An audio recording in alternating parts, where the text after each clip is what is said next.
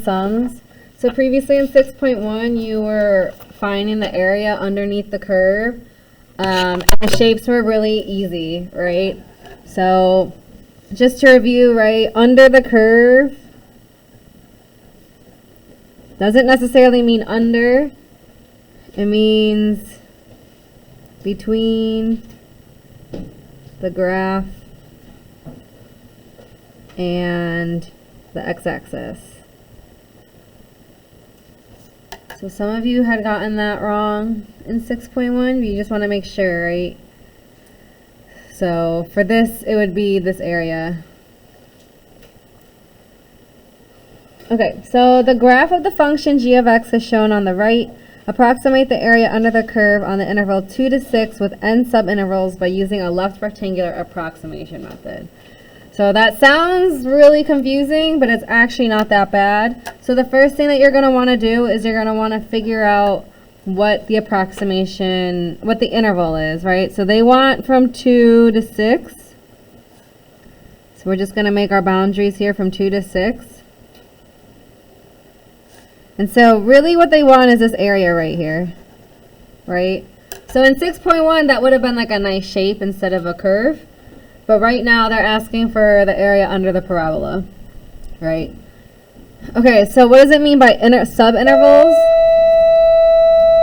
So the subintervals is like how many ways you're going to break it up.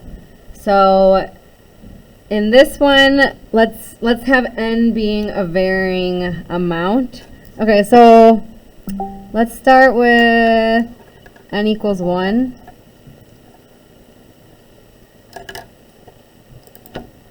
Okay, so if n equals 1, there's one subinterval. So if we were trying to measure the width of the entire thing, it would be the entire thing from 2 to 6. So if we had subinterval of 1, our width would be 6 minus 2, which is 4. So if there's one subinterval, the width of the subinterval must be 4, which is the distance between here. Okay, so with the pencil, I'm going to sort of make, so they want a left rectangular. So if I had n of 1, this would be my rectangle right here.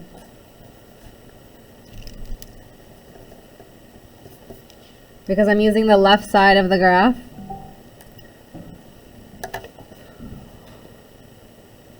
Okay, this will make more sense when we go to 2. So if I had n equals 2, that means I have 2 subintervals. My width is now going to be divided by half. So I have 6 minus 2 divided by 2, which is 2. So now my rectangles are going to be width of 2. So I'm going to have 2 rectangles. And they're each width 2. So the first rectangle is going to be this guy. And my second rectangle is going to be this guy. So right, when I had one subinterval, it was just this chunky rectangle down here. It was the entire width of 4. When I have 2 rectangles, the width is now cut in half, and I have these 2 blue rectangles, and I'm finding the area of that. Okay, so now if I have 4 subintervals, my width is now going to be 6 minus 2 divided by 4. So each subinterval is going to be 1. So if we look again, we're going to have 4 rectangles.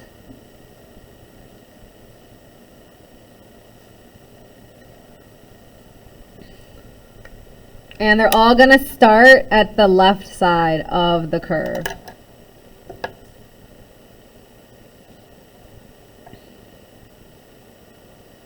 Let's see that.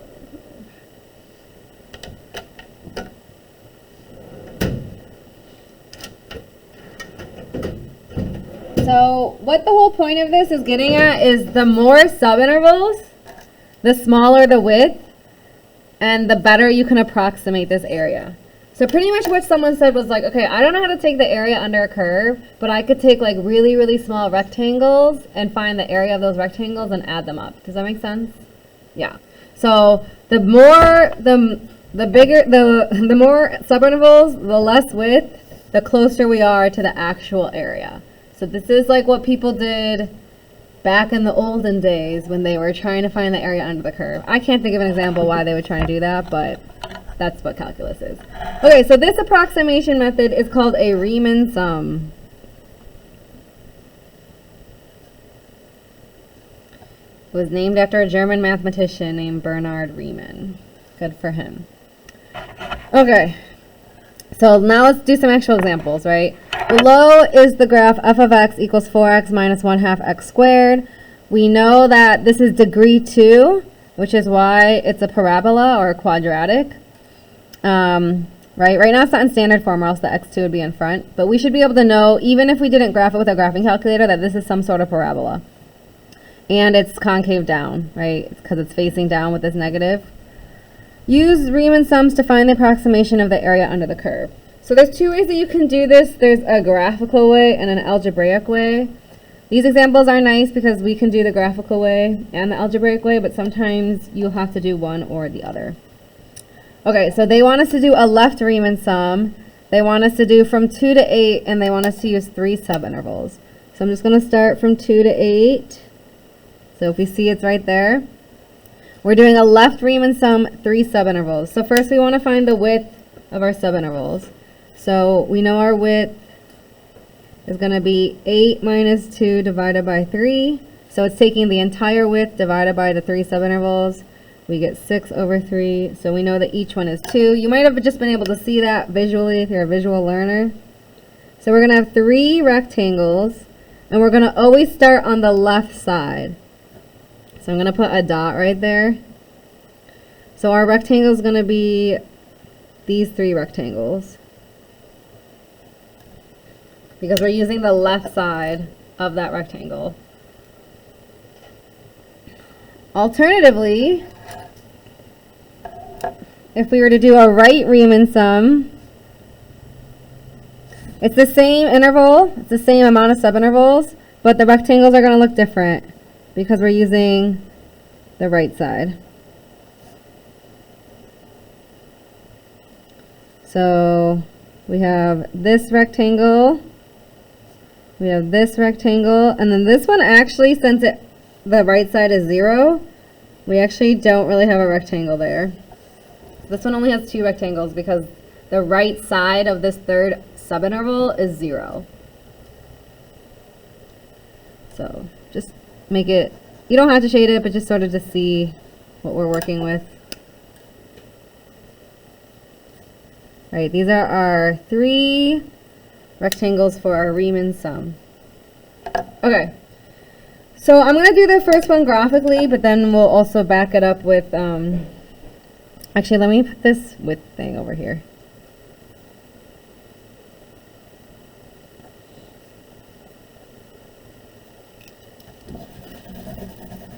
Okay, so we're just trying to find the area of a rectangle. Hopefully you still know how to do that. Just length times width, right? So we have our width is 2, our length is 6. So this one's 12. Right here we have 2 times 8, which is 16. And right here we have another 2 times 6, which is 12. And we add that all up and we get our left Riemann sum is 40. So someone was like, I don't really know the exact amount of area between 2 to 8, but I'm going to give you a close guess, and my guess is 40. So back before, when we didn't have all the technology and math, that was a good enough guess. So this we just did it visually by using rectangles, but we could also do it algebraically.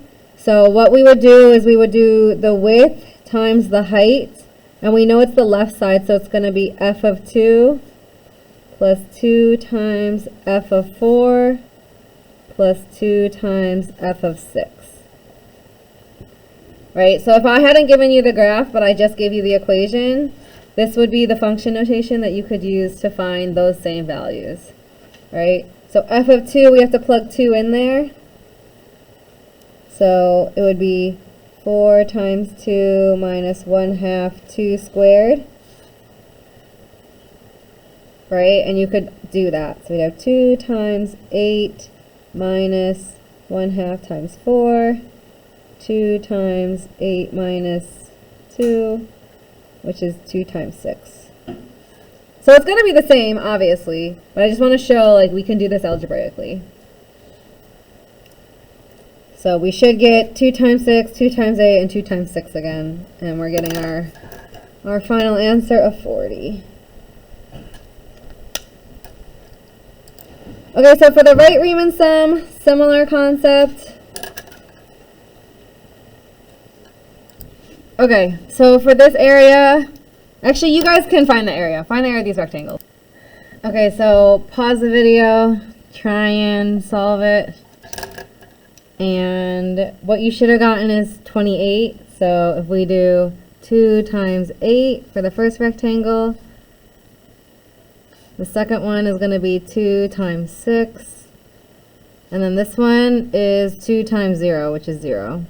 So 16 plus 12 plus 0 equals 28.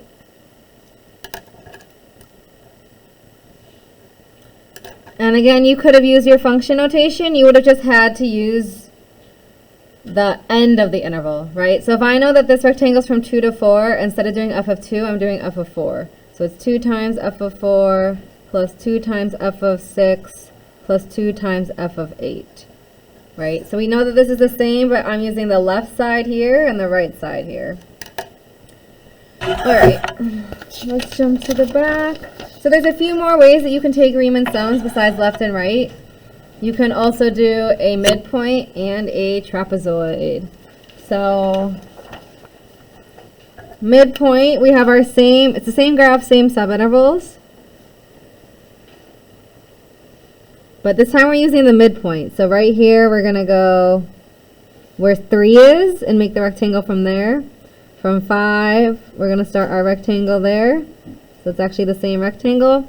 And then 8, we're going to do from 7. So this time we're using the midpoints, right? To find our rectangle area.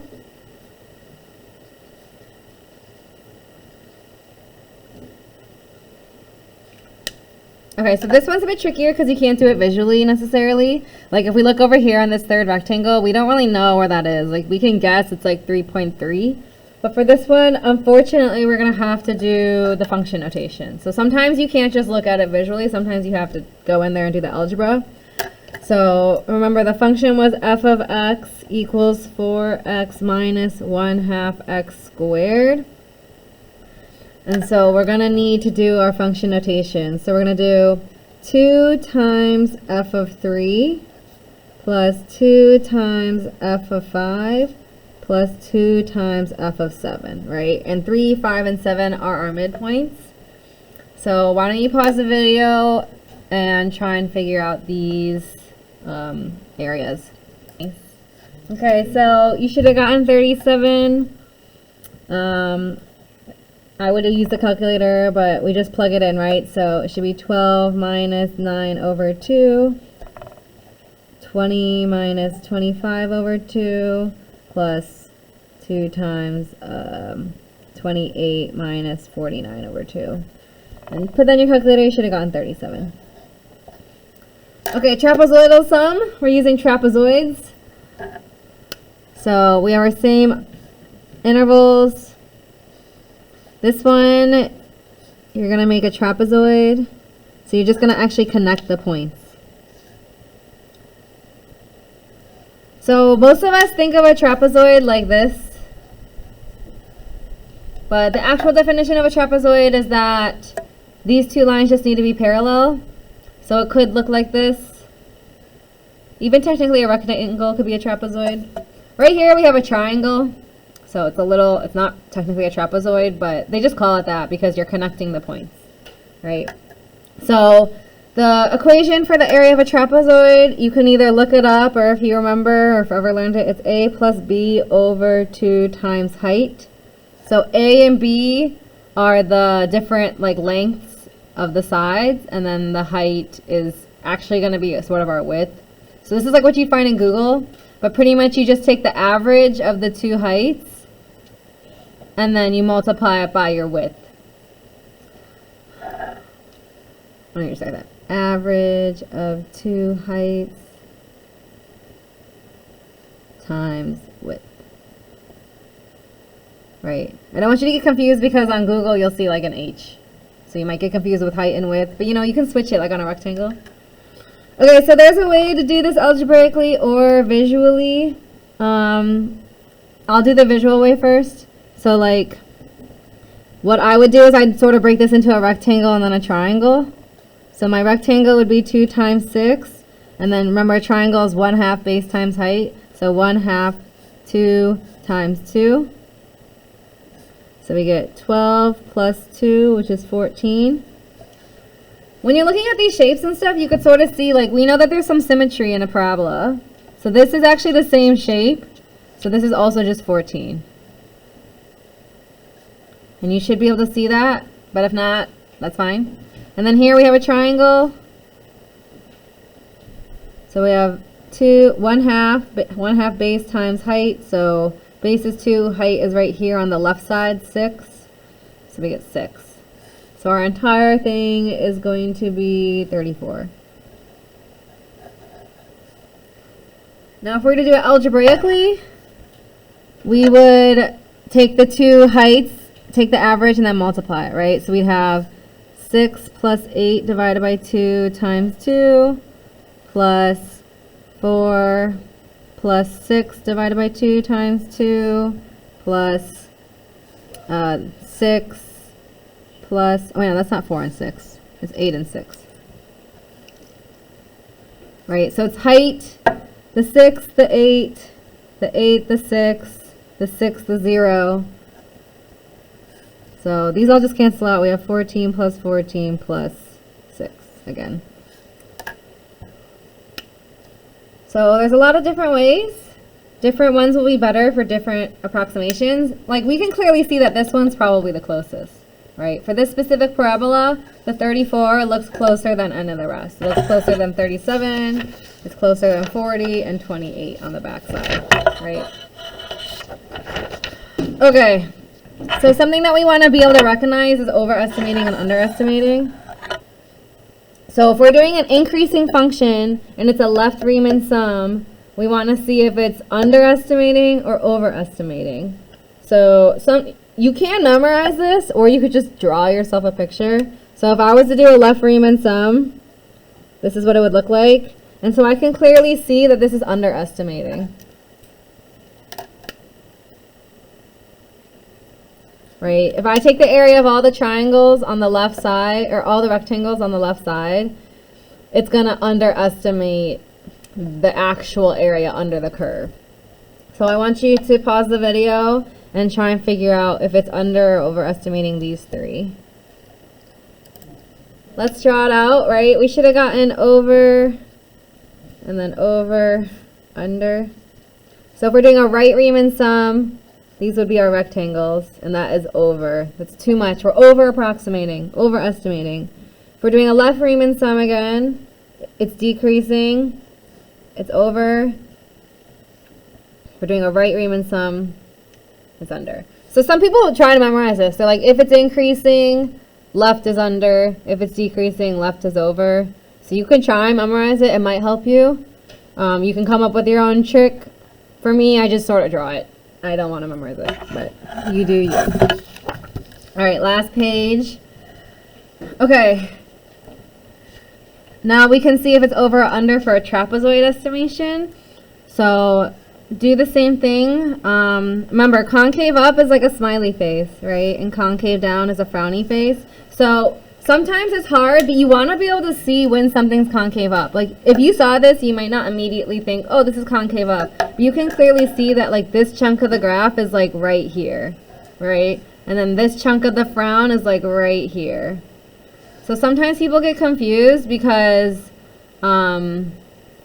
this is increasing, but it's concave down. And they get confused with that vocab. So you want to be able to tell when something's concave up and concave down. But try and guess if it's over or underestimating on these two problems with your table.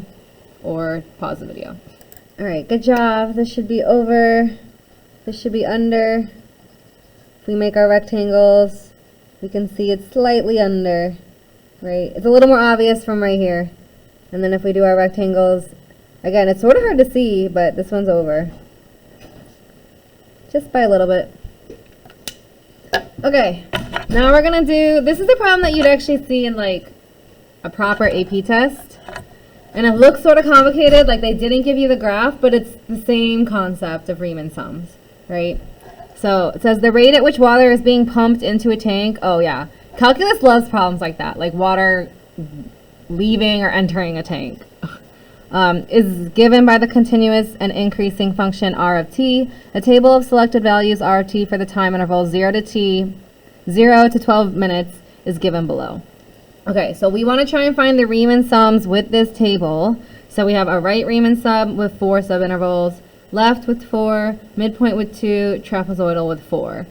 So you should be able to do this just from this chart, but if you need to, you can draw it. You can graph it for yourself. So I will do the first one with you, and then you can do the rest, and then we'll check back. Okay, so right Riemann sum with 4 intervals. So if we see it's going from 0 to 12, we can see right here that these 4 intervals were already given to us. If you're not sure how to find the interval, you can always do the equation, right? We have the end minus the start divided by 4. So 12 divided by 4. So each interval is going to be 3 minutes. So you might have been able to see that from the graph. You might need to calculate it, whatever works for you. And we're going on the right side. So we're taking the bigger numbers, right? So I'm going to do 3 times 13 plus 3 times 18 plus 3 times 23 plus 3 times 27. Right? So I'm using these right numbers, right? Because if this is our x and this is our y, then we can know that this is the y values. So make sure you recognize, right? Because if we were to go back, right, r of t, imagine that's like f of x. That's our y, this is our x. So x and y, make sure you don't get confused. So if we were to put this in our calculator, we would see that we have 243 gallons. It says it's increasing, right? So if it's increasing and we're taking a right Riemann sum, we know that it is greater. Greater because right Riemann on an increasing overestimates.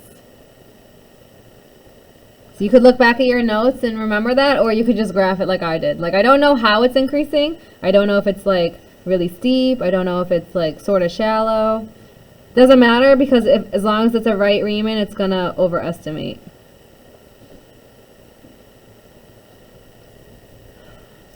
Okay, so with your tables, I want you to try and do the left and the midpoint. If you get stuck, just graph it. Just make a little graph for yourself. So I can do that with you now. If you get stuck, I'm just gonna make a graph with no scale in the XY axis. It's just gonna be done really poorly. So this one's gonna be even, 3, 6, 9, 12. And then this is gonna be 7, 13, 18, 23, 27, right? Like, I'm not creating an accurate scale. I'm just doing this for myself.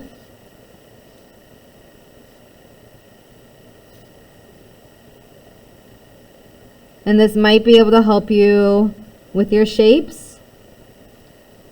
Oh wait, sorry, it starts at 0. 0, 7. But you should be able to do it without graphing it. But you know, some people are just more visual learners. So try and do it without looking at this chart. But if you need to, you can do it. So try and do your left Riemann, your midpoint with 2 subintervals, and then your trapezoidal. Okay, so let's do the midpoint next. So we have our width is 6. And we're going to use the midpoint. So it's actually going to be 6 times 13. Because 13 is the midpoint. Plus 6 times 23. Right, so if we were to look at our drawing over here, the midpoint's going to be at the 3 and the 9 mark. So 6 times 13 plus 6 times 23 should be 216 gallons. For our left Riemann sum, you should have gotten 183 gallons. And for our trapezoidal, you should have gotten 213 gallons. right? So if we did the left Riemann sum, we do 3 times 7 plus 3 times 13 plus 3 times 18 plus 3 times 23. So instead of using these 4 numbers, we're using these 4 numbers. This is going to be less because right Riemann sums on an increasing underestimates. And then a trapezoidal, this one we're going to do 7 plus 13 divided by 2 times 3. So we're taking the average of these two heights, dividing it by 2, timesing it by 3. We do 13 plus 18 divided by 2 times 3, 18 plus 23 divided by 2 times 3, and then finally 23 plus 27 divided by 2 times 3. And we should get 213 gallons. So again, you could have used your drawing here. You could have looked at these for trapezoids. But these are our Riemann sums, so good luck.